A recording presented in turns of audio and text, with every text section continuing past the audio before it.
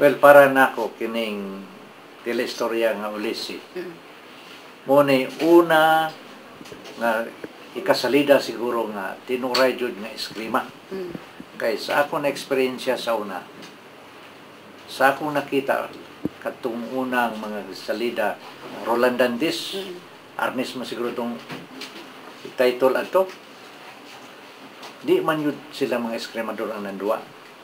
Pero kini ron, lahi ni kay kini si Chuck Cañete, muna champion sa super middleweight, no?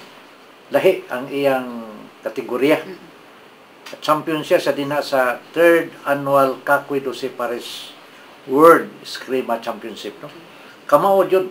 So makita na to ang kanindot ani mo ni ako kay mga kaigsunan. Ang kanindot ani kay makita ninyo ang mga teknik nga tinuray sa eskrima, no? Kay kamao man ang gada.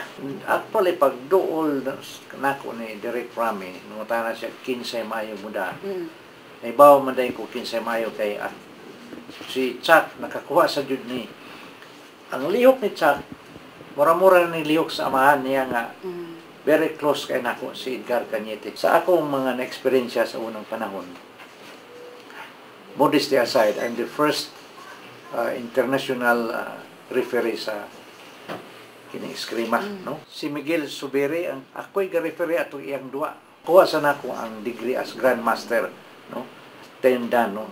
Sa Grandmastership.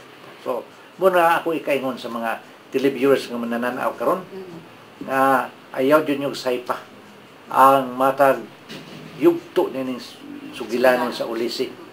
Kay niya din ang lindot kayo, no? Makita jud ninyo ang mayo nga istorya ug tinuray nga eskrima dinhi sa Ulysses. Sa ako nang giingon sa unahan, ayaw saypa matag gutlo, matag oras sa kada salida nining atong Ulysses.